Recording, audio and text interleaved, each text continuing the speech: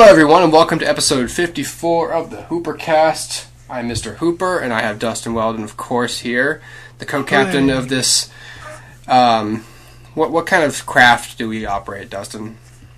You know, let's just say it's a vessel that kind of covers everything. It's called the blood vessel. The blood vessel. The blood vessel. The aorta. Oh, what? Oh, were you trying to do one too? She was trying to get in on the action. You gotta have a deeper voice, sweetie. You're gonna have a deeper voice than that. She's got to do her Optimus Prime impression. Oh my god, you smell terrible. You smell so bad. Alright, well, whatever. Anyway, okay, well, this episode of the podcast is brought to you by several things. And one is my daughter Amelia. Another one is Raging Bitch Belgian style IPA beer. Nice. And it's, look at this. No, everyone else can Google this beer, but Dustin, look at this bottle art. Holy, it's like Fear and Loathing. I know, it looks like a Ralph Steadman drawing of just this dog that must have rabies. Good lord, just scary. Snarling at the person. Yeah, so that's scary. Hooper. So I have to admit I bought it just because of that. Yeah, I got you. It doesn't taste great. I don't like IPAs. Yeah, but I can't resist a good, just weird illustration. Drawing. Yeah. Yes. Well, on my end, the HooperCast is brought to you by Evans Barbecue. Evans the Barbecue. Finest barbecue in Villarica, Georgia. What was that barbecue? Come on in. You got some great old pulled pork sandwiches and some sweet sauce. We're going to pour it all over that sandwich on your Texas toast. It's so good, and you got some curly fries. What in the wide world of sports is going on? Come on in for the best sweet tea in the Dixie. And I wish I was in the land of pulled pork sandwiches. Got the butter on the bread there. That's a good artery clogging goodness. To BBQ or not to BBQ?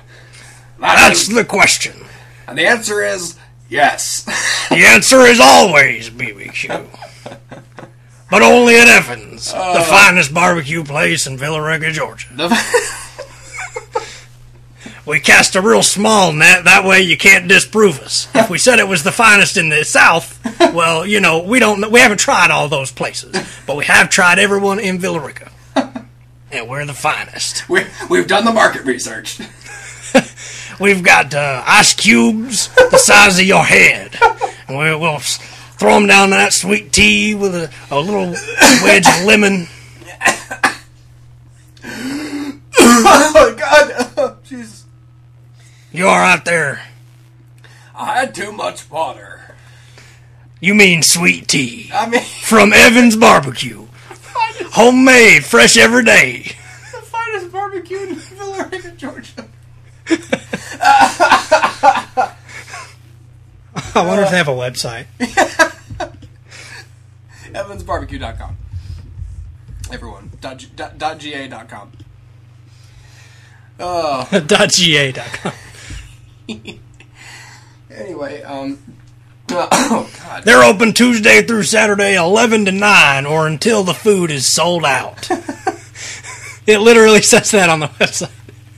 Which means within an hour, so you hurry, please. Oh my god. No, but seriously, they have really good barbecue. Apparently, if I say that enough, they'll give me free barbecue. Yeah, you should step in and ask them if they'll sponsor us. Just be like, I should. Just give us like $5 an episode. I'll plug the shit out of your restaurant. I'll do that voice and everything. Yeah, I'll even do a voice. Oh my god. Alright, well, anyway, Dustin and I have come to you today to bring you a little bit of an update on some of the stuff we've been watching. A couple of retro reviews and some film news. And so let's go ahead and get into it, Dustin. Have you caught up on any television since we talked with Michael? I haven't. Okay. Well, anyway, I watched the season finale of True Detective on HBO. And I'm going to do a quick. Well, I'll elaborate on that in a minute. I guess the verbiage there. It was really good. It was a really satisfying ending. I think I missed some stuff. I kind of just watched it in an afternoon, and I sat there and drank beer while I was watching it, so I think I missed some details. But it was still good. I'm gonna watch. I might just watch the whole season again because it was just such a good season of television. But satisfying ending. I think some people got a little too caught up in what they were thinking, like the unconventional ending they wanted. And the show, I mean, without spoiling anything, the show ends in a pretty conventional way. Like they find the killer, and it's not one of the two of them. You know what I mean? Like it's not gonna. So I think some people were kind of upset about that, but they were looking for something. Yeah, well, they all wanted. I don't know. They all have just their opinions, twist. And it's like the fact that the show is just well shot, written, and acted can't be enough. Right. Sure. So whatever, but I want to go back. I said several times on the podcast that the show is a standalone miniseries. That was incorrect. It's going to be an anthology show. Is that right? Yeah, because kind of like American Horror Story, it has the same actors each season, but different roles and different stories. This won't be the same actors, and it's unclear whether or not they're going to tie like the universe, the seasons into each other at any point. Just kind of mention, this whole Louisiana serial killer case during the next season, or not. But it's all going to be, I think, detective stories, obviously, like kind of noirish stuff. So that makes me happy because I so enjoyed this season that I'd love to watch another 8-episode season with this basic layout, with new actors and new character dynamics and kind of a new theme. Like the big theme with this is kind of about fathers and their daughters, relationships with fathers and their daughters. Was kind of the vague theme, at least. It was there and I saw it, but I'm just here to watch the plot. But so it'd be nice to see. Someone mentioned it'd be cool to see them do the next season, have like the protagonists be females, some female cops or something, and just to kind of it makes also sorry to also mention. My wife couldn't believe it when I told her, episodes of TV usually have different writers and directors, like, every episode. She was no, they don't. And I was like, yes, they do. Yeah. They do. It's very common. She was like, not all of them. And I said, it's a rare exception that they don't. Didn't that 70s show have the same director for every episode? Every single episode. I do remember that. That's ridiculous. Same director. He must have slept like 30 minutes every night. And I think the same staff of writers for the whole show, show too. Yeah, the same staff. Wow. The story buys were always by the same two people, and then the script itself was always. So they had a really consistent theme, except when the only thing inconsistent about that 70s show to me was when Topher Grace. Yeah, the final season when Topher Grace and Ashton Kutcher weren't there, and then they put in Randy. But which, by the way, not to derail it too much, but have you seen Topher Grace's blog, his website? I haven't seen it yet, but I've heard of it, and it interests me. It's really like interesting. He posts just all these random things that interest him, and it just so happens that they interest me as well. And and he posts several times about that 70s show, which is nice to see that he's not like so jaded or. That he ignores it exists or whatever. Which, he forgets that that's why he has a career. Right, exactly. Yeah. But yeah. Okay, anyway. Well, that was a good example. I kind of forgot about that show. But, but see, can you do the pacifiers? It's just much quieter than you're doing it right now. You're just messing with my sound. Not you, Dustin. You can do yours as loud as you want. Okay.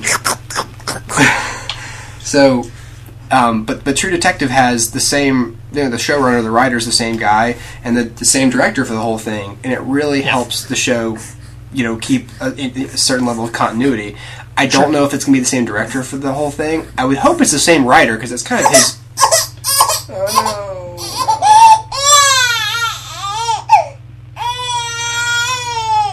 no.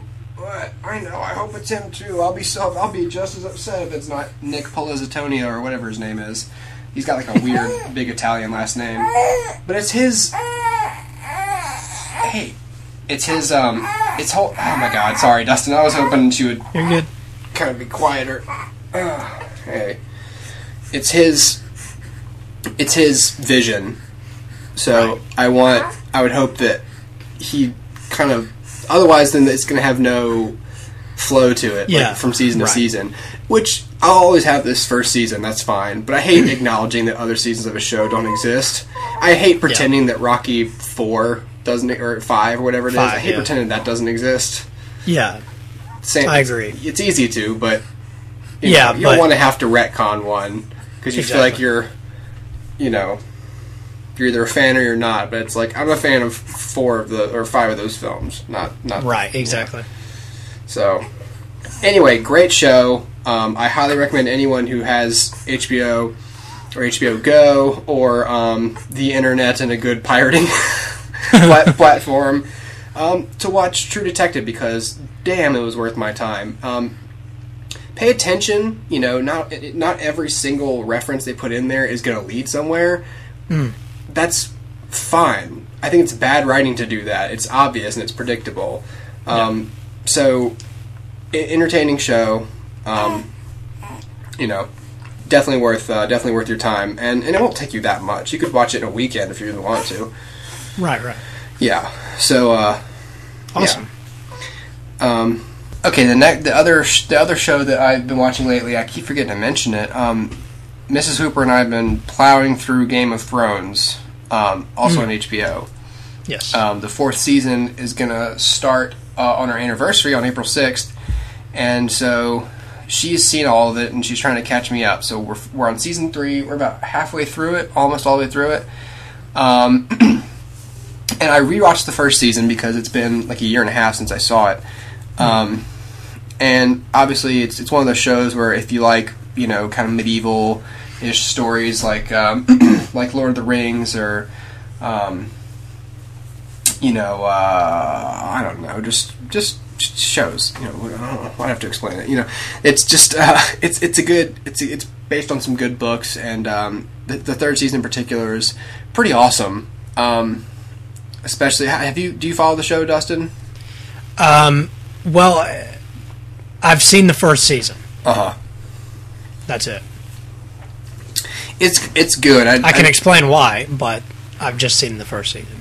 Well, what? What do you mean? I can explain why I've never gone further, because I actually don't care for it. You don't care for it? Oh. No, I don't. Well, the second season, the beginning of the second season gets about as slow as that last part of the first season does.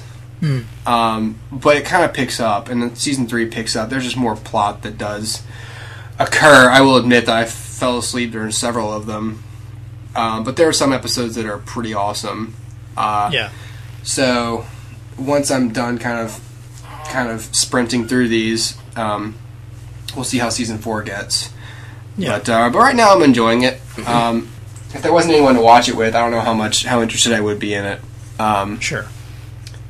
Sometimes they just get so slow, and sometimes just the way people talk, in those kind of times just don't keep your attention. So a lot of times we have to watch with the subtitles. Yeah.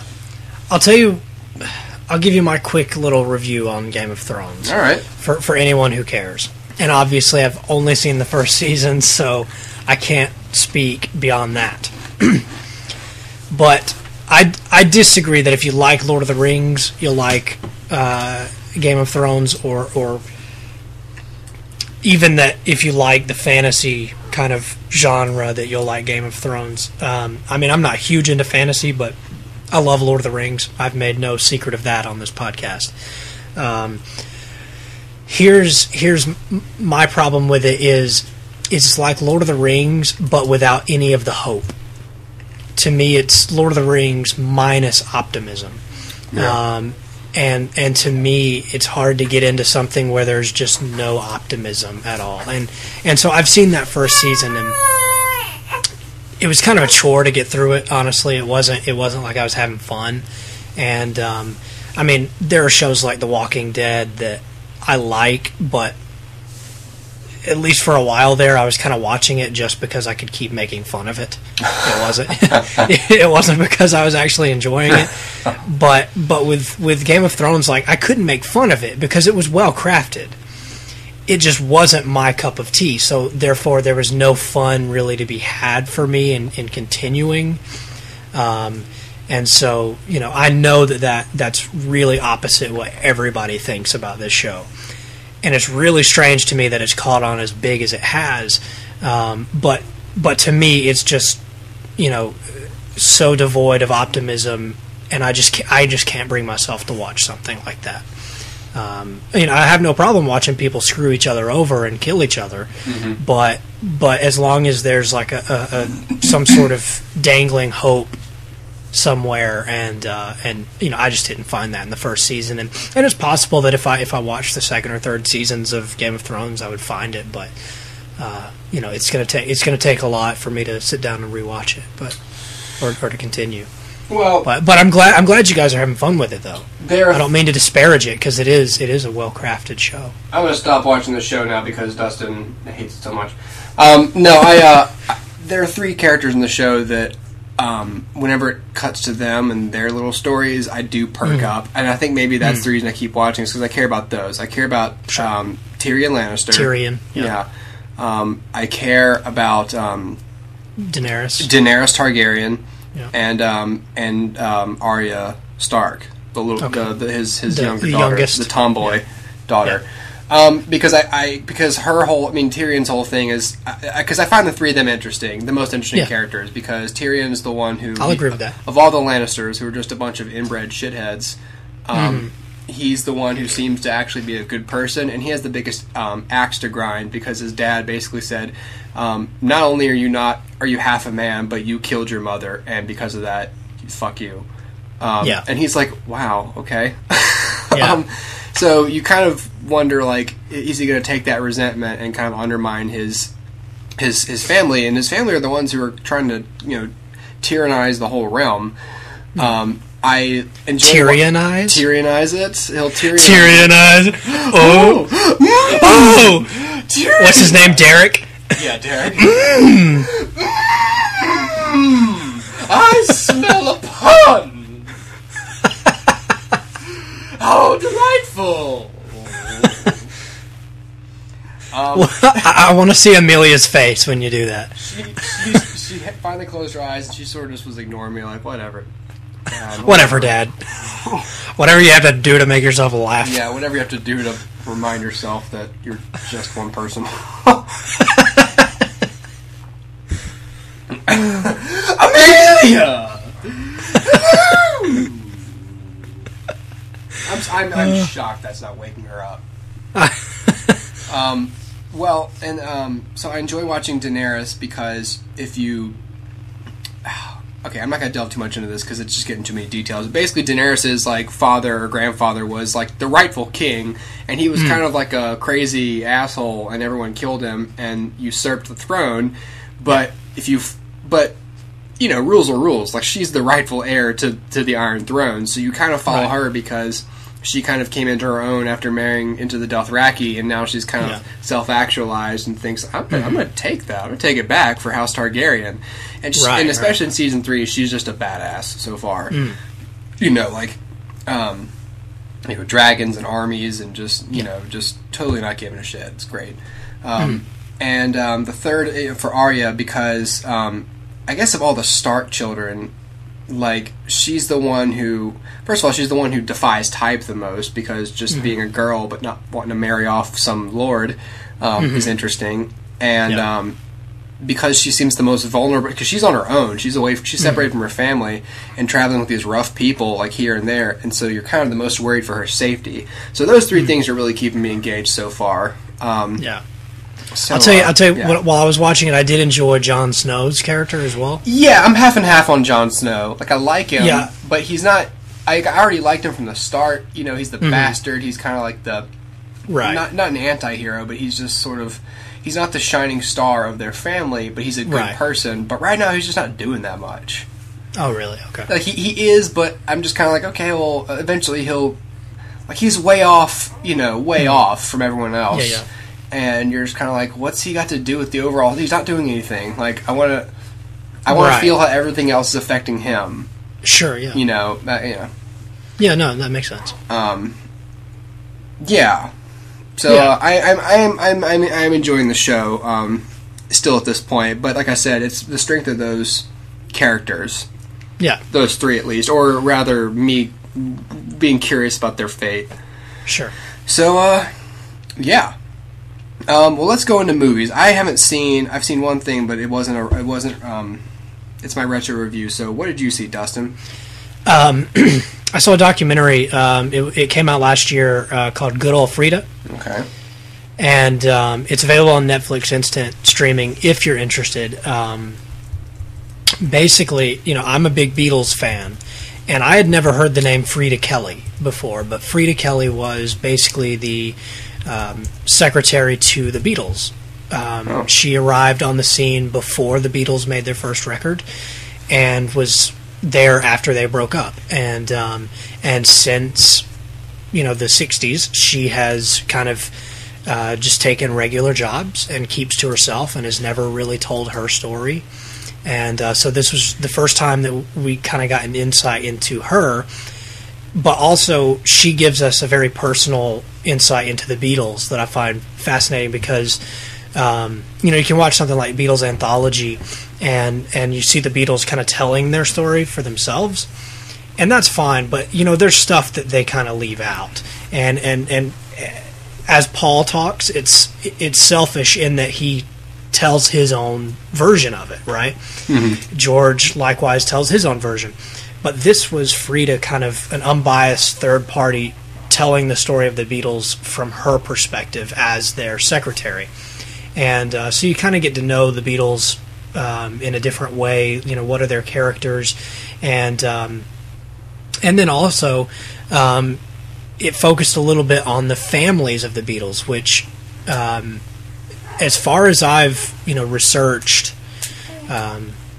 these guys, they generally leave their families out of it, in that they don't really talk about their parents. But, you know, their parents were thinking things while their sons were the biggest faces in England and the world.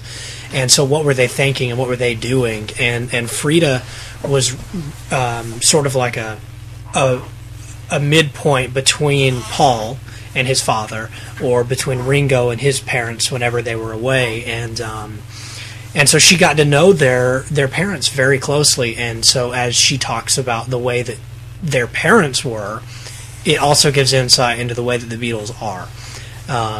And so it was just a really interesting thing. And if you're into the Beatles, I'd say give it a watch. You know, there are some parts that are really funny, and some parts that are kind of sad, but you know, it's a documentary, so there's not a whole lot to talk about other than just, you know, it's well crafted and it's a nice little side story that from a woman that you'd never really know existed, and so yeah, it's pretty cool.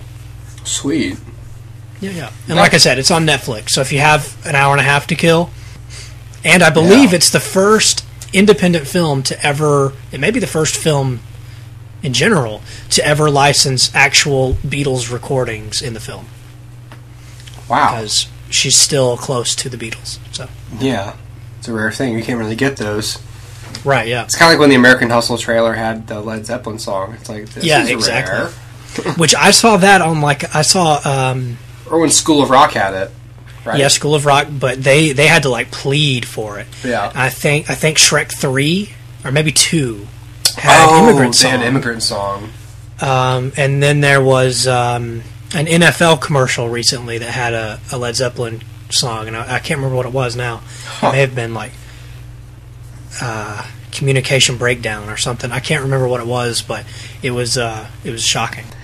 We both have a retro review each, do we not? We do. And since I reviewed Good Old Freda, why don't you take first shot at the retro reviews. All right. Well, first I got some theme music for you. You.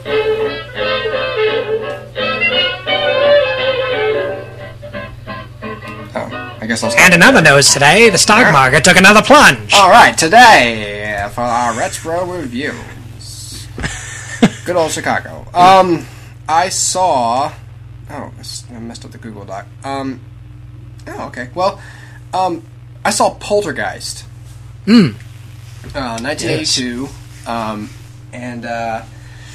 So I put this on my Amazon video library, and I just decided, like, I need to start watching these. Like, I piled up so many. What's going to be my system? Because Netflix, I used to just grab the ones that were going to expire first and throw them up at the top. So with Amazon, they're all in a rows. You know, they're stacked up. So I just say, okay, bottom row, I'm going to watch one of these. I'll pick from these 6 or 5. But I'm going to watch one of these now, because otherwise I'll never get to the others. So I looked on the bottom row, and there was some, like, you know, Green Lantern, like, you know, Emerald Knight and stuff like that I'll get to later. But I was like, I need to watch Poltergeist. I need a retro review. And so I watched it, and I had no idea I would enjoy it as much as I did. It's good, isn't it? It's a really good movie. Like, aside from being just something that's referenced a lot, like, it's a good film. It is. It's pretty good. Directed by Tobe Hooper, ghost directed, pardon the pun, but it's true, by Steven Spielberg. And it's not that big of a secret either that he ghost directed it. Like, even... Right, he wrote the screenplay. He wrote the screenplay, and then he even came out and basically said, like, yeah, Toby is just not a take charge kind of a guy. Like, we'd have conversations on the set, and I would sort of say, here's what we're going to do, and I'd look at Toby and say, does that work for you? And he'd say yes. And so I sort of thought, if you're not a take charge kind of guy, then why are you a film director? Right. Like, why are you a film director? Like, if you can't, I don't know. Like, you can't be passive as a... Oh, yeah, no. Anyway, I guess you could walk to your mark. Yeah, I mean, just whenever you're ready, say action. And we're only shooting on fucking film, so it's not expensive. Sure. Yeah. It's, you know. So do you think you can pull focus on this one? Is he Jewish, or are you just kind of embellishing? Well, I didn't mean it that. I don't know. You could pull focus, or we could just walk out of focus. Maybe it'll take on some kind of narrative symbolism later. I don't know. I don't want to make any problems. I want everyone to be happy.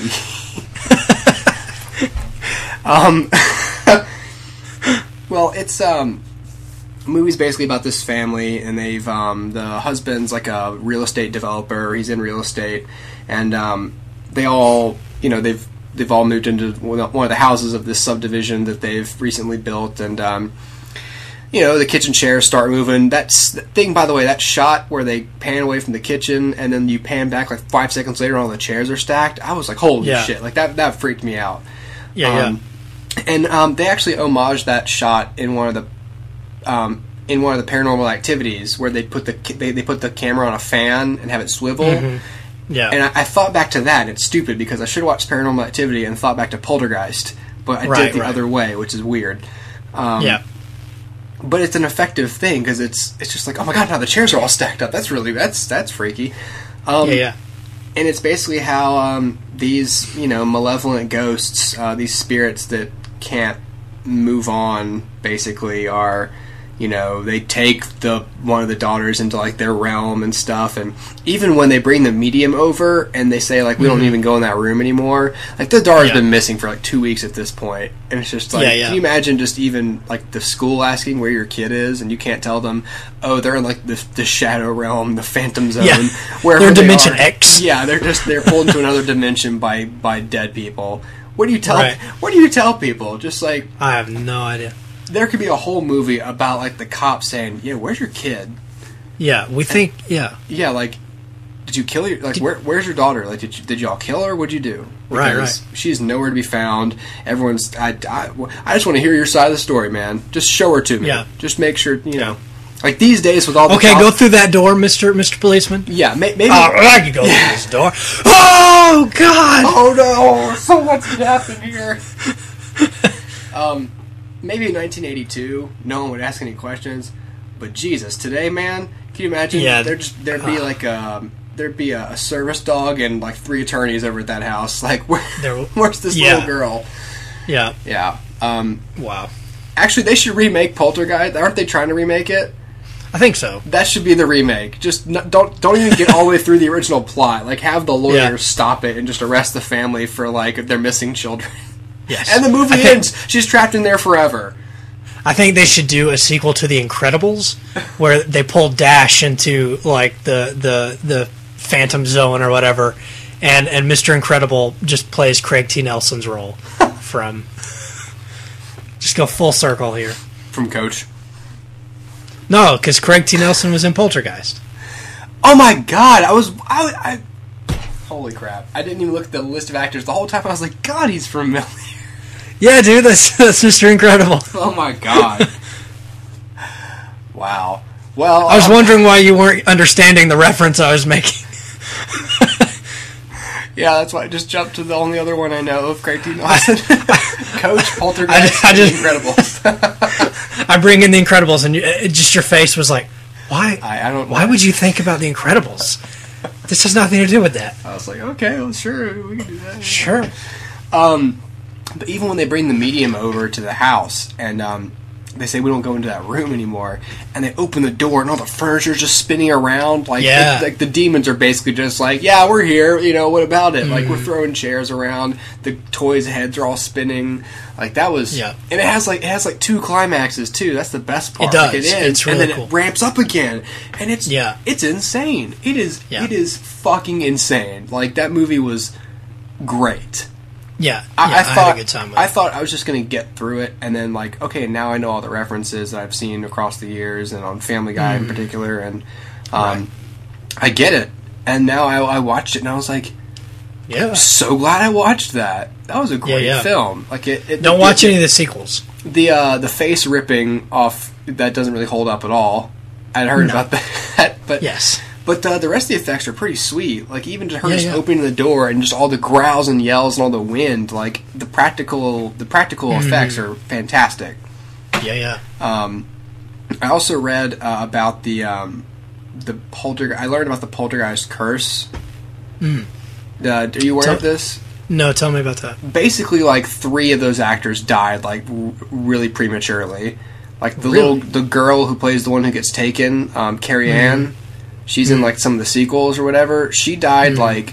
They shot, like, the sequel, like a year and a half later or something, and then the next one, like, 2 years later. And then I think while that one was in post, she died of, like, a gastrointestinal problem. Really? Yeah, and then someone else... Oh, crap, hang on, I'm sorry. Poltergeist curse. It's basically... the Poltergeist curse. Okay, the Poltergeist curse is a rumored curse attached to the Poltergeist trilogy and its crew, derived from the fact that 4 cast members died in the 6 years between the releases of the first and third films. The rumor is often fueled by the fact that real skeletons were used as props in various scenes of Poltergeist and Poltergeist 2. The rumor and the surrounding deaths were explored in each True Hollywood Story. At the end of the movie, like, there's a scene in the pool with, like, all these, skeletons. Apparently those were real human skeletons and bones. That's ridiculous. Which is, first of all... Scary. I would quit the film, because I know that, like, those are dead people. And first of all, like, who says, like, hey, it's cool, use my husband's, remains and just throw him in a pool and put an actor in there. Right. But someone said, like... One of the people said at the time it was cheaper than getting, like, the plastic molds or whatever of them made. And I was like, it was cheaper to use real dead people? Dead people. Oh, my God. I think I would have, paid the difference. Oh, my God. Like, that's... Not only is that... First of all, not only on a spiritual level is that just freaky... That's super unethical. Yeah, dude. If I was Craig T. Nelson, I'd be like, dude, take it out of my salary. No. Please don't use these. Yeah, you would think even Spielberg, like, being Jewish would just be, not that there's anything, not that anything to do with it, but just being like, no, you're anti-directite. Yeah, like, just, hey, like, this isn't okay. Yeah. Maybe that's why he directed the rest of the film. Maybe they shot the ending first, and then Toby Hooper went too far and got all the dead people. Yeah. But the four actor Dominique Dunne, who played the eldest daughter Dana in the first movie, died that same year in 1982 at age 22 after being strangled by her abusive former boyfriend John Thomas Sweeney. He was convicted of voluntary manslaughter and sentenced to 6 years in prison, but was paroled after serving 3.5 years. So she, was murdered. Julian Beck, 60-year-old actor who played Henry Caine in Poltergeist 2: The Other Side, died on September 14th, 1985 of stomach cancer, diagnosed before he had accepted the role. Will Sampson, 53, played Taylor the Medicine Man in Poltergeist 2, died as a result of post-operative kidney failure and pre-operative malnutrition problems in 1987. And then, of course, the one I just mentioned, Heather O'Rourke, who played Carol Ann in all three Poltergeist movies, died on February 1st, 1988, at the age of 12, during surgery to repair an acute bowel obstruction. Wow. Now, I'm not one for, the Poltergeist curse or whatever. Still kind of suspicious. Yeah, kind of weird. And I'm sure, I can't name any other movie where that's happened, so it kind of is a once-in-a-blue moon, probably. It's not like the entire cast of The Sopranos died the same time James Gandolfini did. Right. It's just... So, I think it's just a big coincidence, but... Yeah. I mean, real skeletons is a crazy thing, just saying. Yes.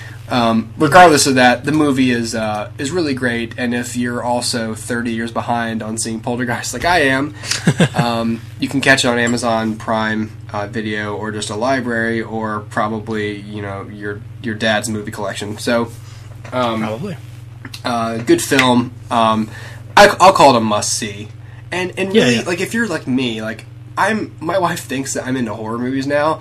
I don't consider Poltergeist a horror movie. It doesn't scare me. No. It's weird. Films that most people are kind of brush off, Paranormal Activity scares the shit out of me. It does. The movies aren't that great, but the actual, scares and, the subject matter freak me out. Poltergeist is meant to be scarier than those films, but to me, it's just a good movie. It's just a well-executed film. Right. So, and that's one of the ones you can look at as even how we were talking about, we're wondering how they get that shot, how they do this.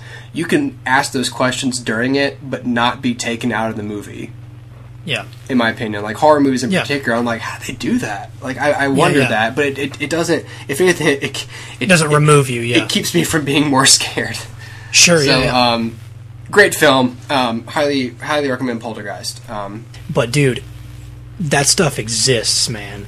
Oh yeah, there are powers in this world that we don't see that exist. There was one basically that I read about too, where this chick got hexed by her ex-boyfriend, and her kids got possessed. They went to the shrink's office, and one of her kids, her kids were just kind of talking and growling and speaking in tongues and stuff, and then the grandmother's in the waiting room with the kid, and the kid just stands up and walks backwards up the wall. Oh. And imagine that, just hey, get the fuck... Oh! It's just... Oh, my God. A ton of other stuff happening, crazy stuff. They had the exorcist... They had a medium and, a priest come over to the house. The priest, the one writing the article. And the medium, kind of went around and said, there are 500 demons in the basement. What? And basically, the woman was possessed, and she'd have, dreams. They did, a low-level exorcism. She'd have dreams about the demon and tormenting her and stuff. So they took, 3 times to basically get her exorcised. And they basically figured out that, I think he hexed you, basically. Wow. It was nuts. That's crazy. And just thinking, people laugh at this, and certain people, it's salacious to them, horror this. There are people who love the horror genre more than anything in their lives. And I'm just it's not that great, first of all. When you're going for quality of film, if I have a guilty pleasure, it's going to be a superhero movie. It's not, horror and gore and stuff. If I want to see gore, I'd go be a fucking paramedic, I'm not going to want, it's... I don't know. I don't think the horror genre has that much range, to be quite honest. No, I agree. And so I don't understand people who say that's their favorite genre. That's just their whole world. It's just okay, well, I don't think there's much depth in the horror genre. Yeah. They all pretty much exist to serve the same purpose. Yeah, all the horror movies. And those particular people will scoff at you when you actually admit to like kind of being freaked out by certain, elements that are featured, because horror has desensitized them to like real life horrors. Real serial killers, real cases of possession, real cases of people being cursed or just going missing, and I mean, it's insane. So those kind of things are out there, and it's creepy to think about it. My wife doesn't like me reading about it because she thinks I freak myself out. I just tell her like I'm just aware of these things, like reading about it. I saw some interview on Facebook. Some preacher, some woman saying like watching horror movies opens you up to that kind of world, and I'm like, I don't know about that. I think there are things that open you up to that world, but watching a movie has nothing to do with that.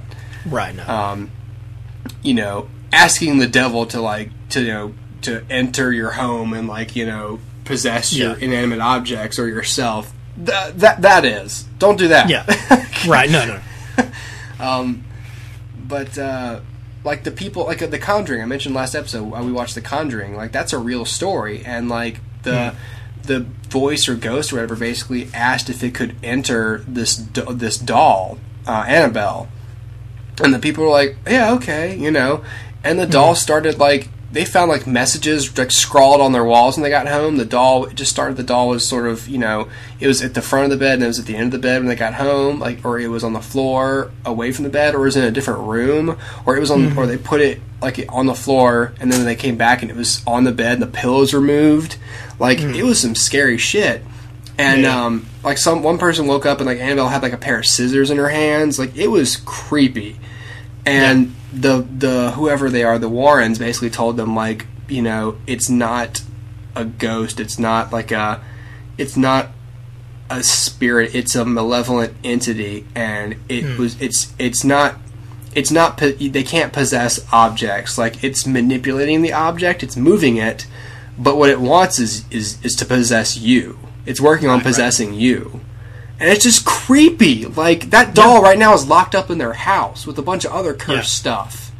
It's just sitting in their house. Like, it's creepy.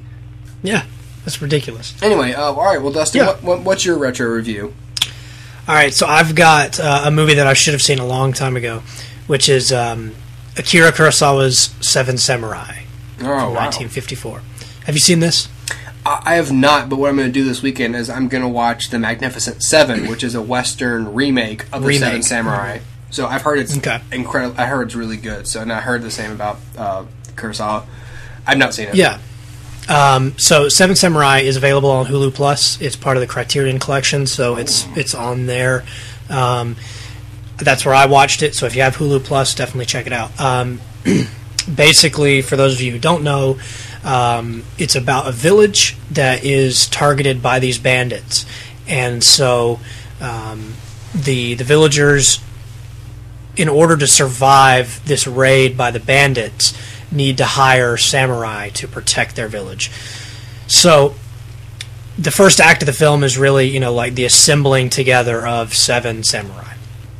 And it's probably one of the first movies that did something like that, like an Ocean's 11 type, or even the Avengers kind of, let's get everybody together, so we have to introduce these characters and then bring them together all at the beginning of the film.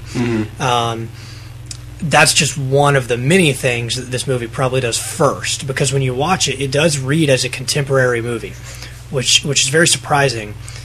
I mean, except for things like vertical wipes between scenes, which George Lucas stole for Star Wars. Except for stuff like that we don't really do anymore, it very much reads as a contemporary film, and a lot of that is due to just the thought and the care put into the compositions and to the story itself.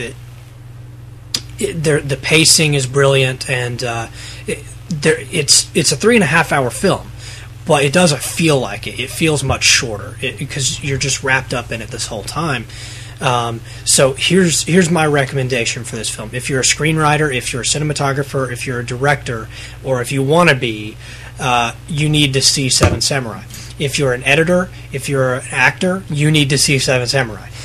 Essentially, if you are interested in movies or making movies, either a hobby or a career, you need to see this movie because it's one of the most influential movies that I've seen, because I can watch it and say, oh, look, that's where that comes from, or that's where this comes from. And it's not like just a reference, which the movie has been referenced a lot, like Poltergeist, but it's like specific forms of filmmaking that have been like lifted from this film and from Kurosawa's playbook.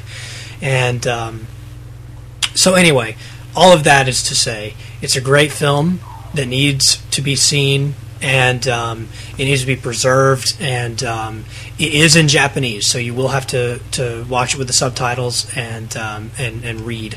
So if that's a problem for you, maybe not see it, but I like it. It just means that I have to pay attention to the movie. I can't scroll through Twitter or whatever while I'm watching the movie, because I'm going to miss like 8 lines of dialogue. And so you do have to pay attention, you do have to watch it, and maybe that is sort of what kind of helps you, be engrossed in the film. But if you're a screenwriter too, pay attention to the number of characters here. We've got 7 characters, and they're not all fleshed out equally, but the ones that are really, really important to the story are super fleshed out. And we're not talking about, it's 3.5 hours, but we're not talking about like, here's an archetype or here's a stereotype. But these are like real characters, real people, and you do get swept up in it. And so yeah, it's a great movie. Oh, good. That's true. I'm gonna have to see that, and I bet hopefully the Magnificent Seven is good as well. Yeah, I haven't seen that. I would like to see it. On the other hand, though, I kind of would love to preserve the memory of Seven Samurai and not see it. But it's bound to be different. They employ basically the same concept, but it's in a Western they're using guns, and in Seven Samurai they're using swords. So it's just different. But yeah.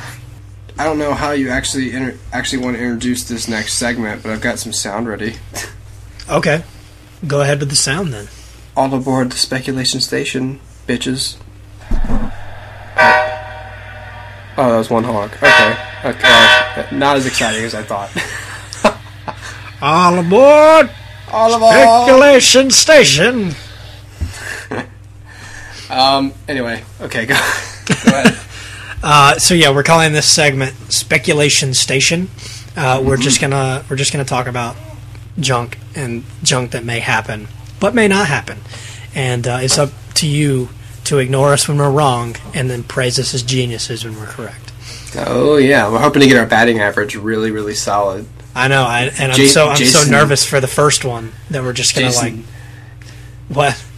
I was gonna say Jason Zombie level, but gotcha. It's just a throwaway. I thought you were like derail you from the speculation. I thought you were saying I was star screaming or something. I was like, oh no, no. Okay. Yeah.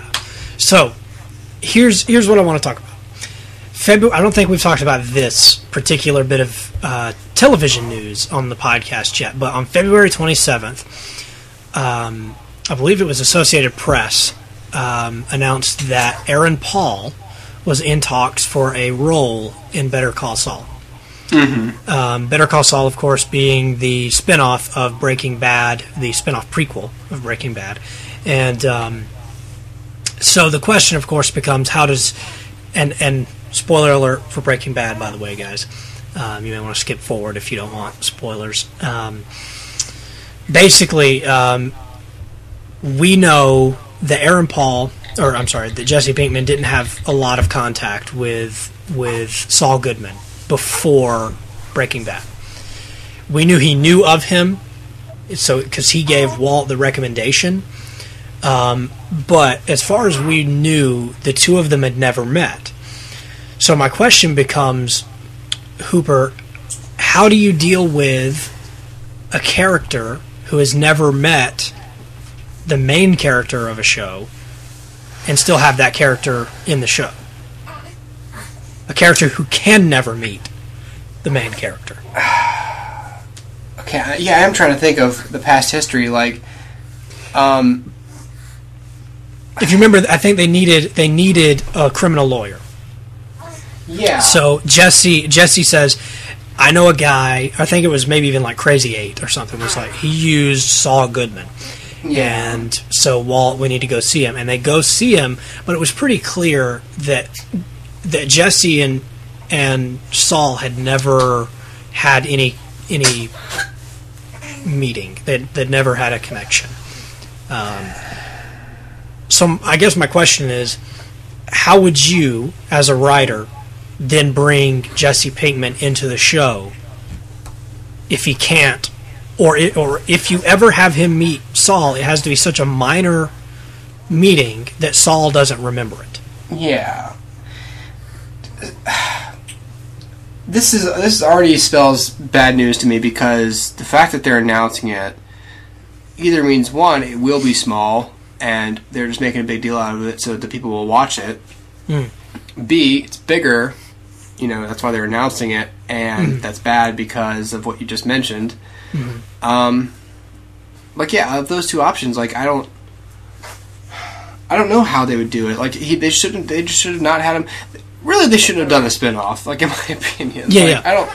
I don't really care for the idea. I was cool with it because I thought, it'll just be, because it's basically built on the strength of Bob Odenkirk's performance in Breaking Bad, and that's the platform for it. That's what they should run with. But now they're pulling, Jesse Pinkman into it, and this is a prequel. We said, yeah. Okay, so like, I would expect Huel to be in it. Sure, they've announced that secretary. Yeah, they've announced Jesse Mike Pinkman.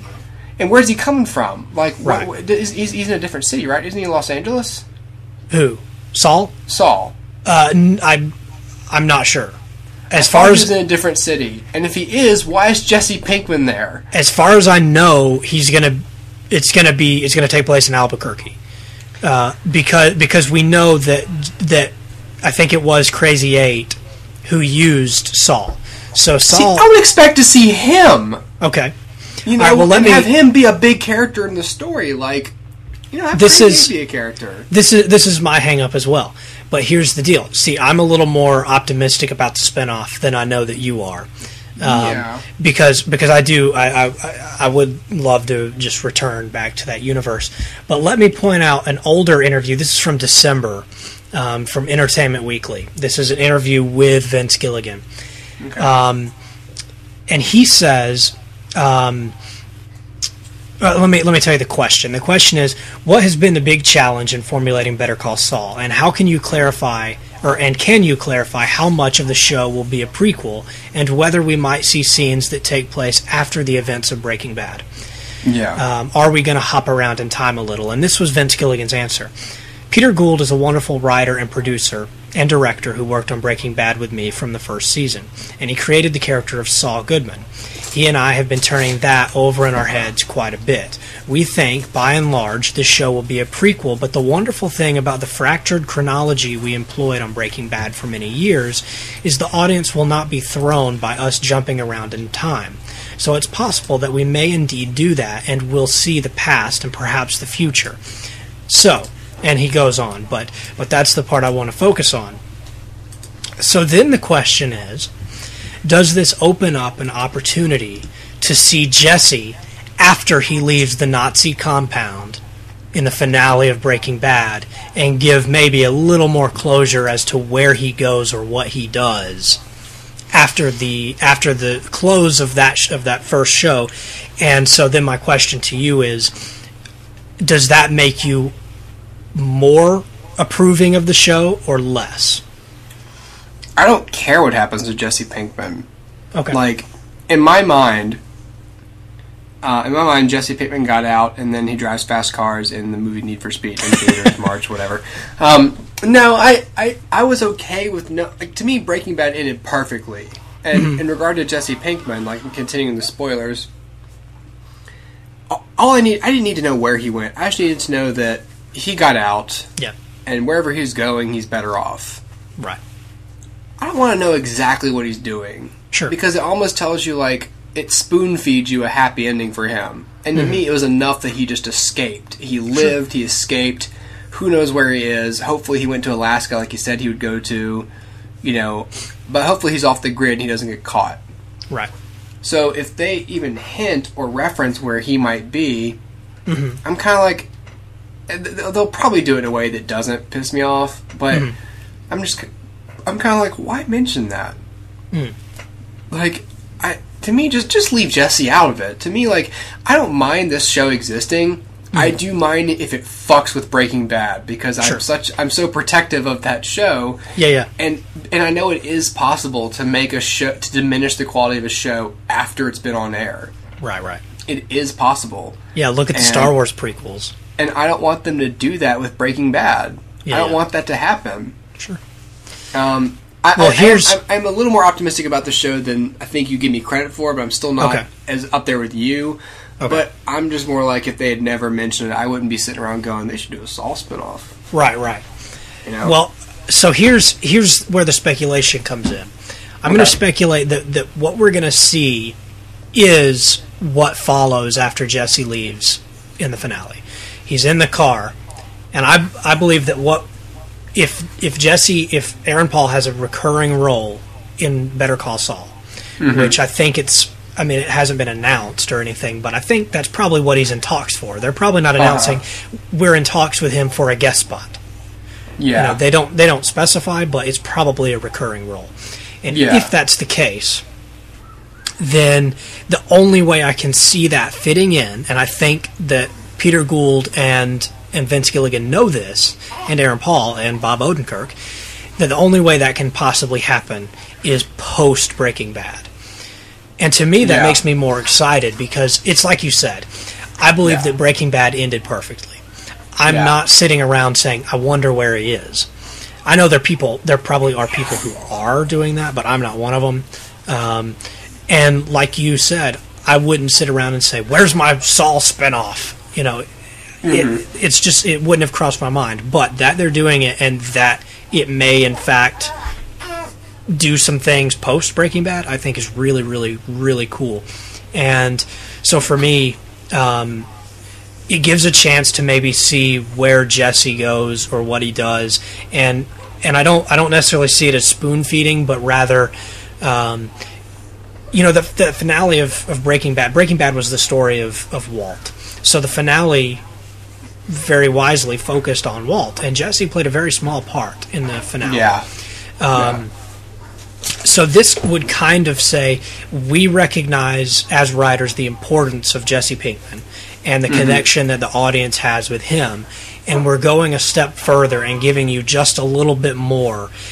And I guess I'm seeing it more as an epilogue, Harry Potter style, than, say, a sequel. Of course, I hated the epilogue on Harry Potter, so maybe that's not the best judge. I think the epilogue belonged in the book. It didn't belong on screen. I think it's goofy either way. Like to jump forward and be like, here's a random thing a few years later, and it's like, yeah, but who cares? Anyway, that's just me. I didn't need like an epilogue of like, here's Frodo and the Grey Havens, or here's, it's like, okay. They have DVDs in the Grey Havens. It's over. Like, the movie's over. I'm done. But I see this as sort of an epilogue for Jesse's character, and sort of gives a chance to maybe have a little bit more closure. Not that we need it, but a little more closure on maybe his where he goes, what he does, and how he picks up the pieces. And so I think maybe connecting it that way, and maybe if you bookend it with like you start with the beginning, or I'm sorry, you start with after Breaking Bad, and then kind of like go back in time for whatever reason. I don't know if Saul's telling him a story. That would be hokey. To me, it makes it more exciting that we could possibly see Aaron Paul be a happier post Breaking Bad Jesse, and maybe part of the reason is because I hate hearing people say, they didn't give us any closure on Jesse. And I'm like, yeah, they did. Shut up. Yeah, they gave plenty. And there's a bunch of people out there who are like, we don't know. And the police are going to go over the area and find his fingerprints all over the meth equipment. And then they start looking for him. And then he'll be found. And they'll put him in prison forever. And it's like, well, you have to understand. They'll probably piece it together that Jesse was being held captive there for a year. But, whatever. But the point is, like, a lot of people are very adamant that there was no closure for Jesse, and maybe this just gives room for them to shut up finally, and maybe I like that.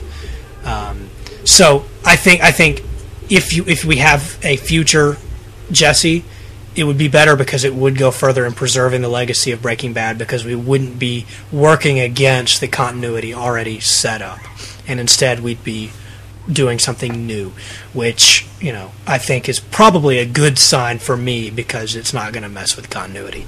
Yeah. So, anyway, that's the speculation station that this character Aaron Paul is playing is indeed post Breaking Bad Jesse Pinkman. Woo! Yay!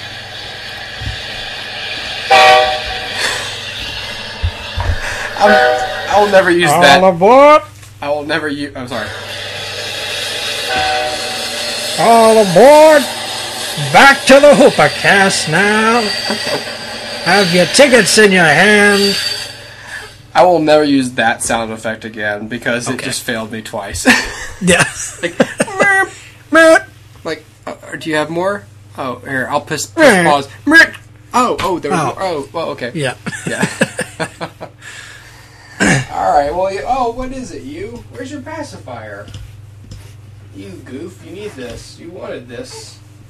Well, is there any more film news, Dustin, or have we gone over? We've gone over most of it. There is one piece we can touch. Okay, let's do that. Alright, so, it was announced, I guess yesterday, that would have been March 13th, that Captain Marvel 3... Whoa, my bad. Captain America 3... Captain Marvel 3 is coming out. It's like, what were the first two? What? They're just ignoring the first two. They're going to be referencing a movie that we've never seen. Hey, remember that last fight that we had with Black Adam? No, we didn't get to see it. I don't know. I don't know Captain Marvel. So Captain America 3 will be released on May 6th, 2016, which will put it in direct competition with Batman vs. Superman for the same weekend. Batman vs. Superman is going to beat the shit out of it. That's the question. Who's going to blink first? Like, Batman Superman moved over there, right? And then Captain America moves. So logically, maybe Batman Superman's going to fold first, or Captain America. Who knows? They should move Captain America. Like, if it was up against the Avengers 3, then I think Batman Superman might be in trouble. Yeah. But something that absolutely not. Absolutely not. And they'll still pull in big numbers, but just pull it. What's wrong with releasing it in April like you do with this one? Isn't 2 coming out in like a week and a half, like at the beginning of April, like the 4th? Yeah, I think so, something like that. Yeah, it's April 4th. Yeah. Why not just do that? You can rule the entire month. Yeah, I know, for real. Ugh. It's ridiculous. Stupid. So, to give you a little insight here, IGN.com did a poll, which is, which will you see that weekend? Batman vs. Superman or Captain America 3? Or neither film interests me. Those are the 3 choices. Could there be a 4th choice where I don't have any money? Yeah. No, there's not. You're expected to go to one of these movies. They don't accept that possibility. Like, exactly. What do you mean you don't have money? Like, that's right. It's Batman. You're supposed to make money. Yeah. Like, just move stuff around. Yeah. Don't eat it, lunchtime for the week. All right, sorry, Amelia. No food next week. I'm going to go see Batman. She'll understand. Okay, Dad, it's Batman. I get it.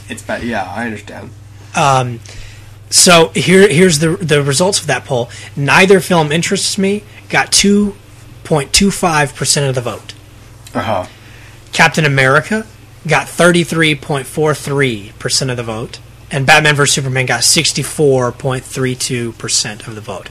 So, 64% of IGN readers, which who knows how many that is, will go see Batman Superman. That's probably the hardcore nerds anyway.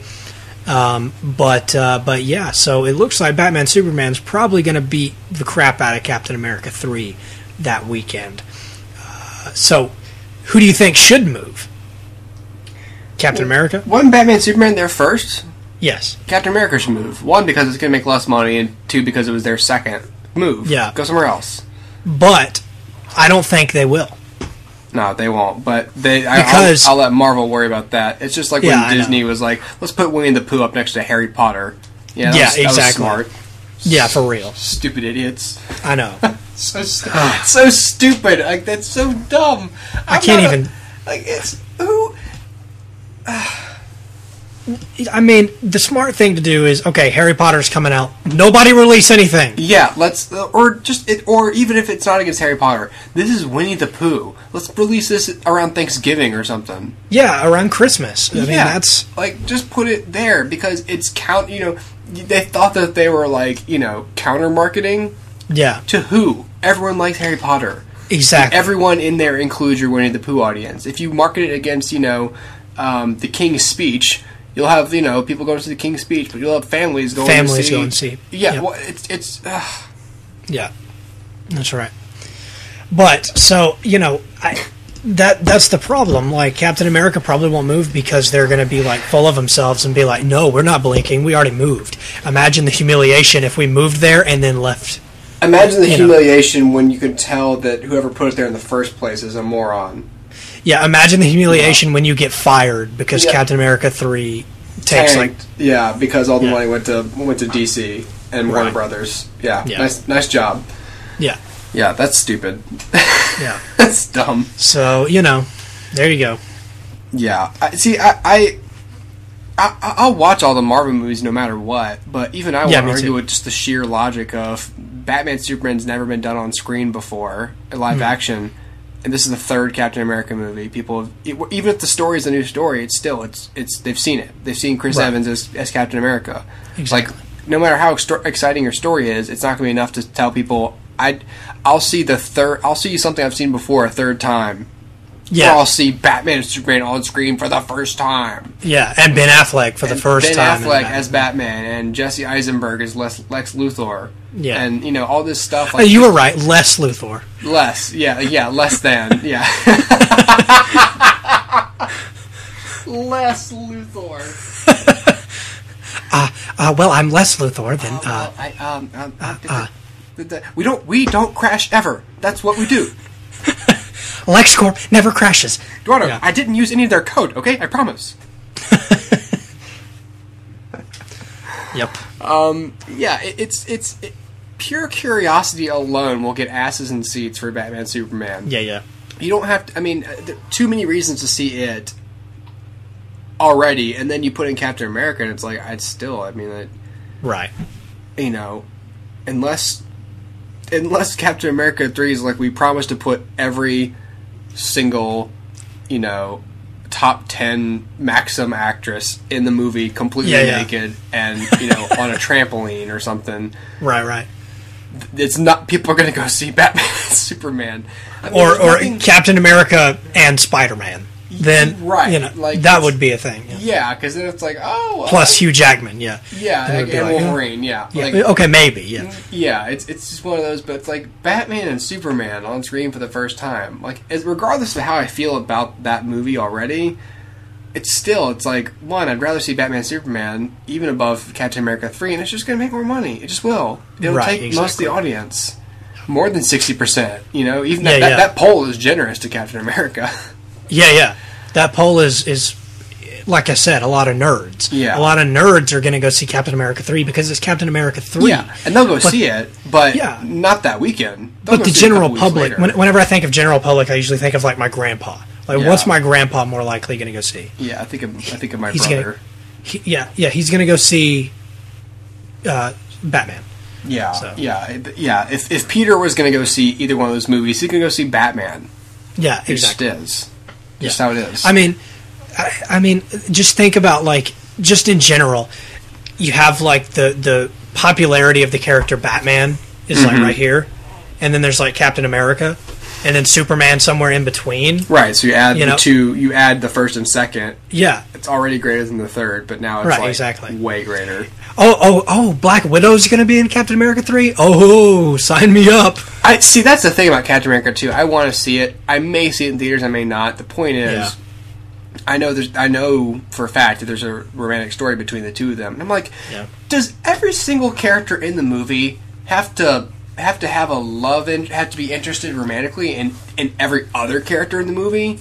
Yes. Can't we have characters who, I mean, first of all, isn't it, okay, I'm going to speak in the feminist perspective, which that perspective I just hate, but from the feminist perspective, isn't it kind of offensive to take Black Widow, a character who went in Iron Man 2 from just absolutely nothing but boobs and a suit, and then you put her in the Avengers, she has a story, she has vulnerability, she has skill, she has character. Now she's now she's a person. Right. And you take her and put her in Captain America 3, and it's like, oh, let's put a love interest. It's like you just gave her all this independence and value, and you just snatched it right away from her and said she likes Chris Evans' abs. Yeah, no, that's exactly right. Even for me, it's just like, isn't that kind of like demeaning? Like, isn't that weird? Especially for a career spy. Yeah, to have like that kind of like if Scarlett Johansson wanted to play vulnerability, she has so many other roles where she can be romantically involved in someone. But Natasha Romanoff, like I'm not interested in her romantic prospects. I don't care. I don't care. Yeah, and if it was, I was more interested in it with Hawkeye. Like, it's stupid that she likes Captain America because of his muscles and all his strength. It's more interesting. The suggestion that she's in love with Clint Barton in the Avengers was enough to make me interested. Like, I would have preferred that because he's another normal human being. Right. And they have history. Now Captain America, Super Soldier comes along, like, old-fashioned, 1940s gentleman. Of course I like him because whatever, and my hair is dumber in this movie than it was in the Avengers. Like, it's just straight. It's just fucking straight. Like, shoulder... It's weird. It's not functional. It's not functional. No. Every female spy should shave her head like G.I. Jane. I know, for real. That's like, Dustin, I'm sorry, but if you got in a fight, I imagine they'd pull your hair. They probably would. They probably would. That would probably be a good starting place. And I'd be like, ow. What's the point of straightening your hair if you're a spy? Who gives a shit? I know, for real. You're wearing a tactical jumpsuit. You're not even dressed as like a uniformed secretary. You're in a jumpsuit. Just ponytailed up, put it in a bun, and punch a guy in the face. Yeah. At least Catwoman has it up. Like, it'd be better if she just like, it's easy to like Captain America. He's an attractive male he's a super soldier, right? Okay. Easy to like him. Why wouldn't you? Oh, I don't know, because I'll play against type. Right. But, fuck that, I guess. Yeah. No, the thing is, like, I'd like to see Captain America 2, but I hate Black Widow. I always have. I'm just like, at least I hate this interpretation of her. I hate Scarlett Johansson as her, and I hate the way that she is. Like, it would be way better to me if they got some like stoic kind of like, it actually has like is Russian, like actually get somebody like that and be like, okay, I got you. You seem real, but then like you get Scarlett Johansson. I'm like, I already don't like you. It's like I've been saying, just cast an unknown. I know. From a financial perspective, forget all the good reasons I've mentioned in the past. Yeah. You can pay him like $500,000. You don't have to pay him that much. And they're like, $500,000? Yeah, they're like, awesome. Oh my God, just the chance to be on screen. They paid that guy from Somalia, Bakhar Abdi or whatever, they paid him like 60 grand or something? Yeah. And now he's has all these money problems, but honestly, sorry. Like, that's your fault, I guess. Yeah, you made $60,000 last year. Okay? Yeah, like, you should have saved that shit. You should be okay. Yeah. Wait for the sequel. Wait. Yeah. Hold up. But, like, it's just like, we picked Scarlett Johansson, and it's like, that's fine. Like, I don't have a problem with her as Natasha Romanoff, but I imagine if I had been through the character's history as much as you have, which is to say... Which is only a fraction of a bit more. Yeah, which is to say, at all. Then maybe I'd have more of a problem with it. But I'm just kind of like, I understand, you want big actors to play the main characters. I don't want to see an unknown play Iron Man. Sure. I don't want that. No. Chris Hemsworth was an unknown when he started to play Thor, but Thor was kind of a low-level character. Now it's made his career. You took a chance on this dude who, we saw in small roles or not at all. Mm-hmm. Now he's the God of Thunder. Right. Pick someone from Russia who's dying to get out of that shitty country and bring them over here to play Natasha Romanoff. And if you auditioned them correctly and they did a good job, boom, they'll surprise you, star, never have to go back. Or just get even an American actress who's an unknown and then give her a dialect coach and be like, okay, master an accent. Or at least try one. The biggest part of the Avengers that I don't like is just when she's talking to Loki and she's like, regimes rise and fall every day. I try not to fret over that. I'm Russian, or I was. And I'm like, you were not Russian. No. You don't even seem like... How long did you live in Russia? For like 6 months? Yeah. You were 6 months old? Yeah, were you born in Russia and then you escaped? Or and now you've lived in New York for years now? Yeah, Your entire life? Yeah, you just with Queens, like whatever. Yeah. Oh. Yeah. Big super spy. Yeah. No, Romanoff. Okay. Romanoff. Yeah. Oh no, that was my dad's name. Yeah, exactly. I was born in America. Yeah, I've never been to Red Square. Yeah, bullcrap. What a joke. I don't know. Like I said, I'll see Captain America because I'm interested. Honestly, I'm just interested in getting to the next Avengers. I don't really care about these individual movies that much. I'm just interested in the story of the Winter Soldier. Like, that's really all I care about. Yeah, me too, because in concept it sounds cool to me. I don't know that much about it, but I read a little bit about that storyline. I'm like, that's pretty cool. It's a way to keep it personal for Steve Rogers as well. But at the end of the day, I'm just like, just show me where they end up so I know where he'll be at the beginning of the second Avengers. Right. Like, in my most efficient, just black and white, decision making, that's all I care about. Well, no, it's true, and I've said this before, but I really, I'll see all the Marvel movies, but I'm really losing interest. Because they're not really showing me anything new, and they're not really doing anything that smart. Yeah. Like, say what you will about, Chris Nolan's Batman trilogy, which, whatever. But I kind of hate the praise that gets, because to me that's not even Batman. Yeah. But at the same time, at least it tried to say something. Yeah. At least it was a little deeper. And the same thing with Man of Steel. And I know that gets a lot of hate, although most of it is about the damage in the movie. Oh, shut up. Whatever. Oh, the Avengers, nothing got damaged in the Avengers. Yeah. When they take down the last, big dragon-looking thing, it falls on an apartment building and presumably kills hundreds of people. Yeah. Oh, Man of Steel, so many people died. And Iron Man just flies away it took him down. It's not like, I wonder if there are people, trapped in their bathroom. Yeah. Yeah, it's not like Superman, broke down and cried at the end of that movie. Oh, wait. He did.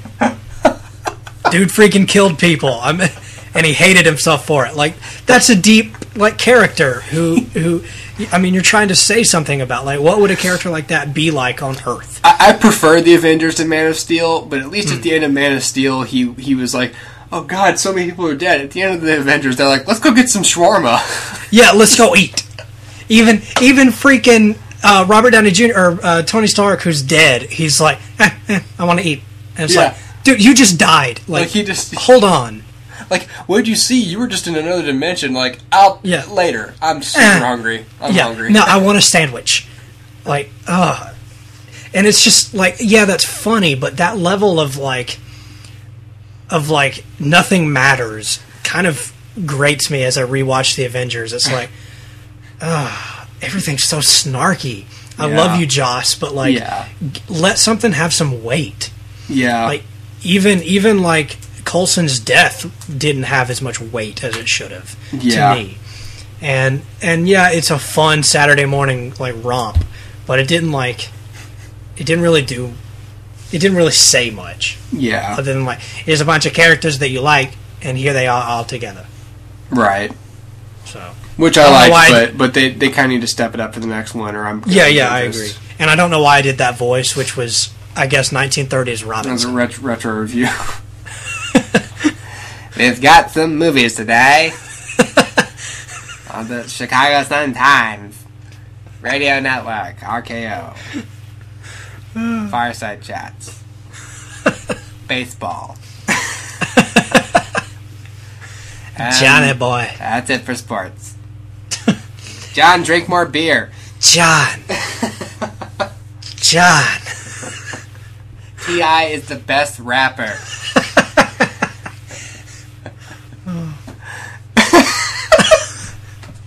Sorry, Robinson. Sorry, Zach. If you listen to this podcast, I'll be genuinely surprised. I'll be appreciative, and I'll never. Yes. Yeah. All right. Well, that's yeah. I'd be so surprised. He's like, actually, I'm a huge fan. I donate like 100% of your funds. Like, not anymore though. Like, oh no, please, Robinson, no. I make HooperCast fan art. Like, that's how big. Yeah, I do. Fan fiction. Like, it's on my DeviantArt. Not fan fiction. Sorry. No.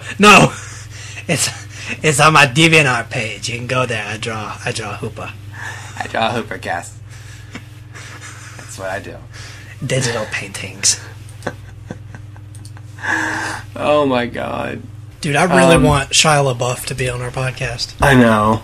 I saw that thing and I was like, holy crap. Yeah, when you sent it to me, I started to freak out. Yeah, I saw it and I was like, oh my god. And I clicked on it, I was like, I don't think that's him. And then I looked and there was a lot of funny tweets, but it wasn't him. Mm-hmm. I was like, oh well, someone,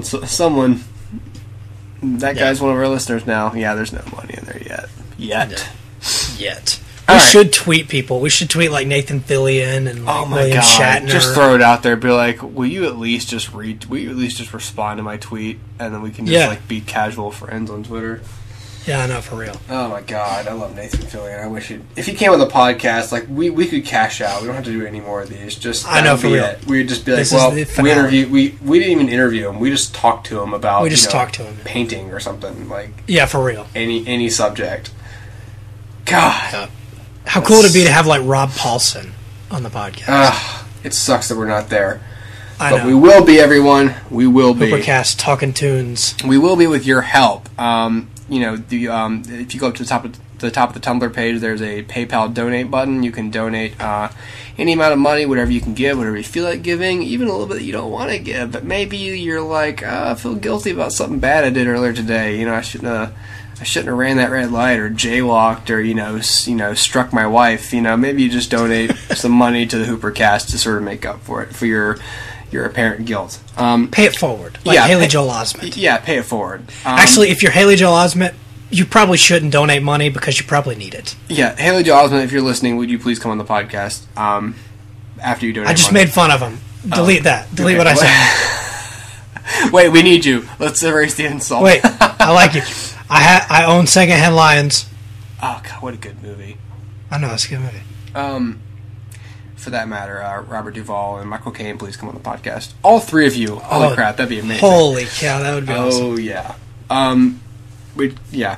So anyway, you can donate to us if you like, and then don't if you don't want to. But that money would go towards things like either new microphones. What came to mind to me today was if we could get the podcast on iTunes, we could get more listeners, and we can only do that if we have a website with hosting, and we just can't afford to throw money at that right now because we're trying to build our audience still. So if we did have the funds, we'd purchase a domain name with some minimum level of bandwidth, and at least get the podcast on iTunes and reach a wider audience. Yeah.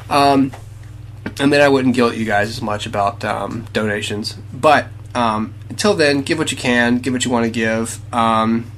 Support the show however you feel like it. But overall, just keep listening because we enjoy bringing, entertaining you. And, yeah. Other than that, you can find more of these episodes at, what's the URL? HooperCast. HooperCastPod.tumblr.com. You can find more of Dustin's written reviews and written commentaries at themindgorilla.tumblr.com. And or you can find us on Twitter at HooperCast. And of course on YouTube for HooperCast Pod on YouTube. Just look for just search us in the YouTube tab, and you can find all our episodes up there. on YouTube, or most of them at least. I think some of the earlier ones aren't there. But, that's okay. There's lots of others. Yeah. So, anyway, until next time, Dustin. Hooper. Goodbye. Goodbye. Oh. Goodbye. From Villarica, Georgia. From Villarica, Georgia. Evans Barbecue. Evans Barbecue. The best place around to meet men. I mean, eat wings. We do have wings. I'm sort of I don't know why I'm doing Rolf from the Muppets now. Yeah. When you've been tickling the ivories as long as I have, Kermit. Excuse me, do you guys have Appletinis at Evans Barbecue? No, we don't. Oh, any kind of alcohol whatsoever? Even any, isopropyl alcohol? Anything? For me to ingest and get fucked up? For you, no. Oh. You don't serve my kind? I do not. No, are you a homophobe? This is my establishment? Not that I'm a homosexual, I'm just saying, are you a homophobe? I'm not. But You're talking like one. You kind of are. Well, when you say like one, you're lumping me in a group that I don't appreciate being lumped in. I think you're a lump. Well, looks like a lump. Your face looks like a lump. This is true. I probably have a couple lumps. Cancer. Yep, cancerous. Well, I'm sorry to hear that. Well, that's what happens when your diet consists just of barbecue and wings.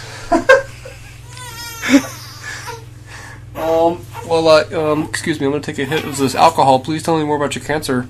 Well, it's in the late stages, or the early stages, depending on how you view things. And, I'm going to need you to drink more silently, my friend. Oh! I'm so drunk now. Please get up. I can't. My legs don't work anymore. Mine haven't worked since Nam. You don't see me complaining. I hope your chemo works out, because if not, you'll die. I'm sorry. We just went to some dark places. Our characters got really depressing here for a minute. Cancer's real. I hope no one gets it. Anyway, well, that's... Wow. Well, obviously the HooperCast does not endorse cancer or any cancerous growths, so tell your body to stop it if you have it. Yes. That's the best treatment. Just stop it. Mind over matter. Just scream at your brain. Stop it! You! Stop it, lungs! Quit it! Stop having cancer. Oh, you think that's funny, Amelia? That's funny, you're right. Alright, Dustin. That's really weird. That's like one of the things Heath Ledger would write is funny in his Joker notebook. Yeah, cancer. Yeah. That was messed up when I heard about, whenever I read about that, like things the Joker would find funny, AIDS and what was it, like just Africa. I think Africa was death. In there. Yeah, ethnic cleansing and yeah. Oh my God! I wonder where that notebook is. Joker, why are you laughing? Well, that's funny. I was thinking about AIDS. About AIDS and how awesome. That's a blight on this country. Yeah. It kills a lot of people. Yeah, I know. It's hilarious. My parents are dead. I know about death. I know more about death than most people ever will. You've seen the comic, right? Where it has Batman like slapping Robin on the head, and Robin's like, in the speech bubbles, Robin's like, "Hey, what are you gonna do for Father's Day?" And he just slaps and goes, "My parents are dead." Yeah. Which, for whatever reason, it's so much funnier to read that in the Christian Bale voice, but I can't help but read everything in the Kevin Conroy voice. Yeah. And it's just not as funny. It's more intimidating than anything. Yeah. Kevin Conroy. If Kevin Conroy, my parents are dead. He's way more, my parents are dead. Rather than, my parents are dead. Wait, dude, if you go back and watch Batman Begins, listen to his voice. It's not that. It doesn't do that. It's normal. Like, in the other ones, he's like, where is the trigger? And then... The city is full of people ready to believe in good. Something good. Yeah.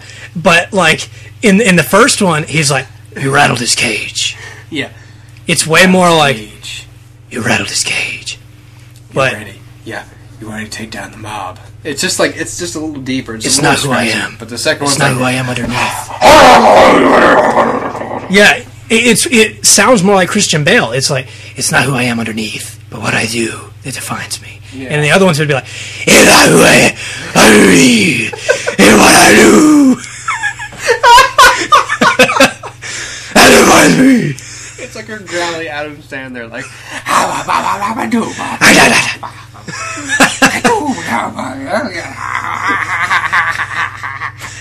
everybody, thank you for listening. We'll see you next time. Stay hoopin', stay alive. We need to bring back our alien shout-outs. More than anything. Shrinox. Clive Schregdorf.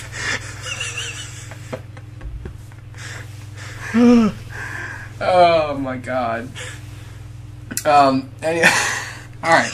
Well, okay. I'll talk to you later, everybody. Bye, Dustin. Bye, Hooper. Oh. Shrinox. Gleeborg. Chiwetel Ejiofor.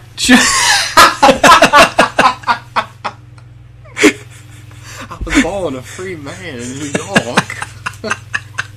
I will steel myself until freedom was opportune. A dippity-dappity-dooba. Zippity-dooda. Zippity-yay. My, oh my, oh my. Wonderful day.